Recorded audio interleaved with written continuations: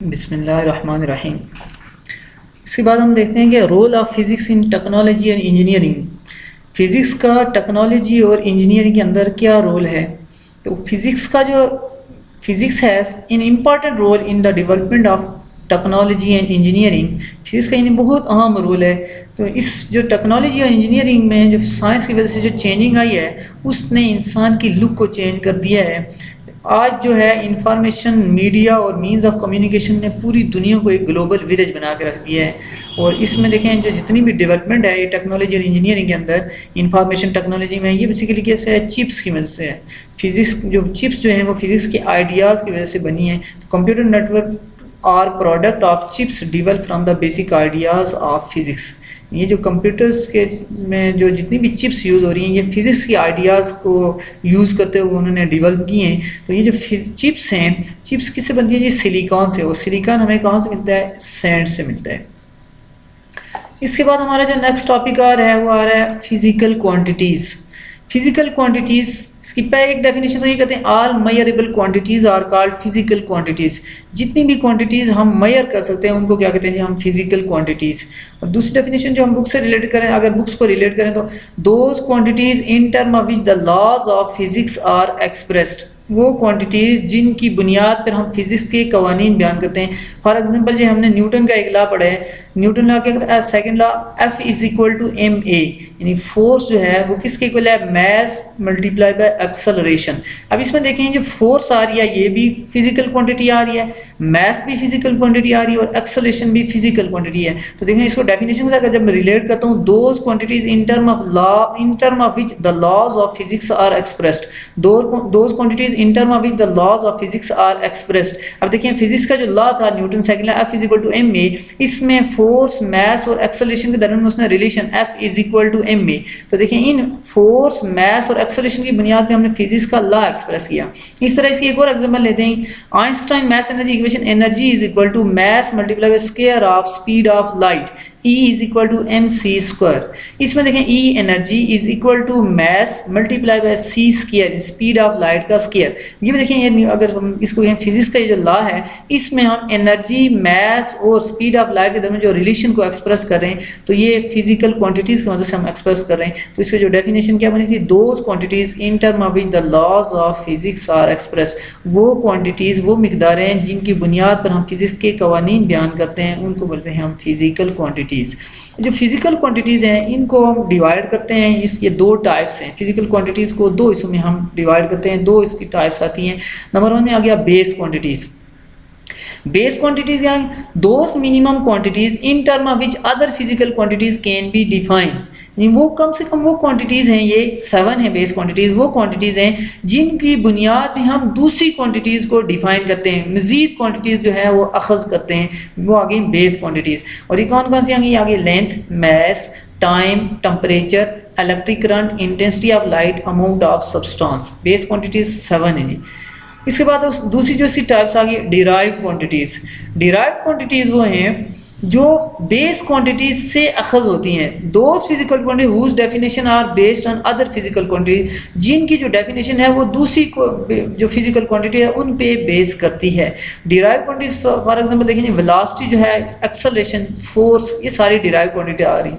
और ये जो डिराइव क्वांटिटीज है ये हमेशा दो या दो से ज्यादा जो बेस क्वांटिटीज है उनको जब मल्टीप्लाई डिवाइड करेंगे तो वहां से जो नई क्वांटिटी बनेगी उसको बोलेंगे हम डिराइव क्वांटिटी।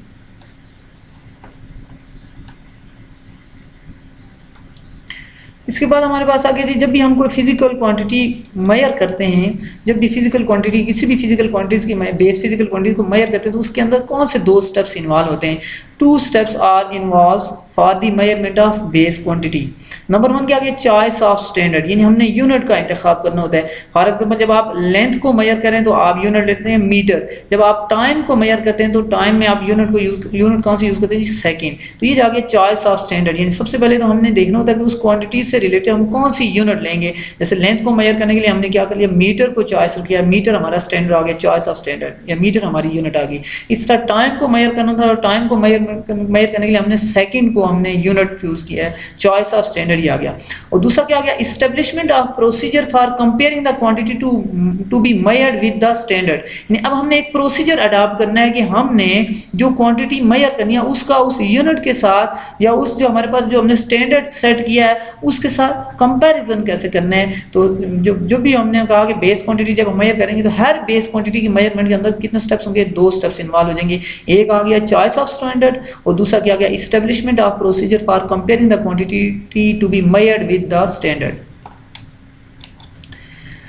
जो आइडियल स्टैंडर्ड है इसकी 2 प्रिंसिपल कैरेक्टरिस्टिक्स हैं आइडियल स्टैंडर्ड की। And ideal standard has 2 principal characteristics. एक तो क्या है कि इट इज एक्सेसिबल, यानी ये एक हर एक इंसान के रसाई में है, और दूसरा इट इज इनवेरिएबल, यानी with the passage of time इसके अंदर कोई चेंजिंग नहीं आती।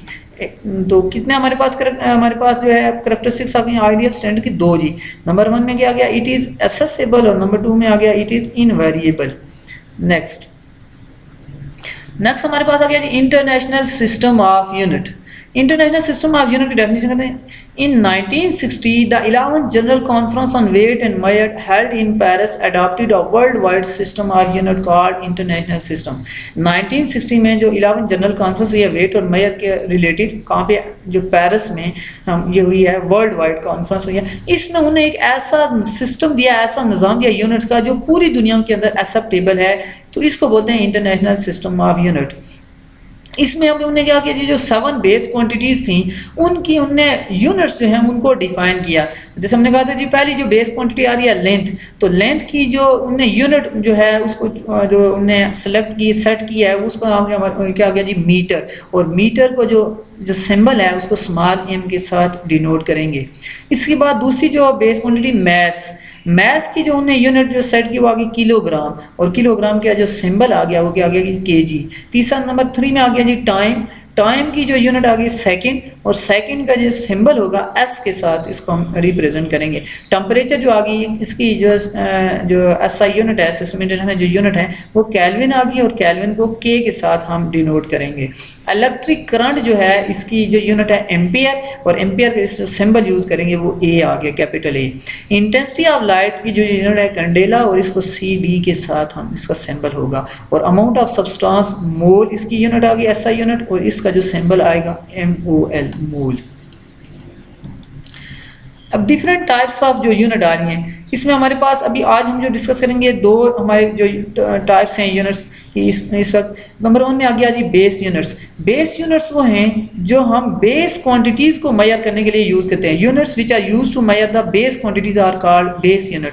इसमें जैसे अभी हम पीछे वाले जो हमारा जो था, इससे पीछे वाली जो स्लाइड, इसके अंदर हमने डिस्कस भी किया है। देखें ये हमारे पास जो वापस आ रहा है जी बेस क्वांटिटीज, इनमें देखें इसमें लेंथ की जो यूनिट है मीटर, मैथ की यूनिट किलोग्राम, टाइम की सेकंड, टेम्परेचर की केल्विन, इलेक्ट्रिक करंट की एम्पियर, इंटेंसिटी ऑफ लाइट की कैंडेला, और अमाउंट ऑफ सब्सटेंस की मोल। तो ये जो इसके जो हमारे पास यूनिट आ रहे हैं metre, kilogram, second, kelvin, ampere, candela और मोल, ये सारी की सारी क्या आ रही हैं जी, बेस यूनिट्स आ रही हैं।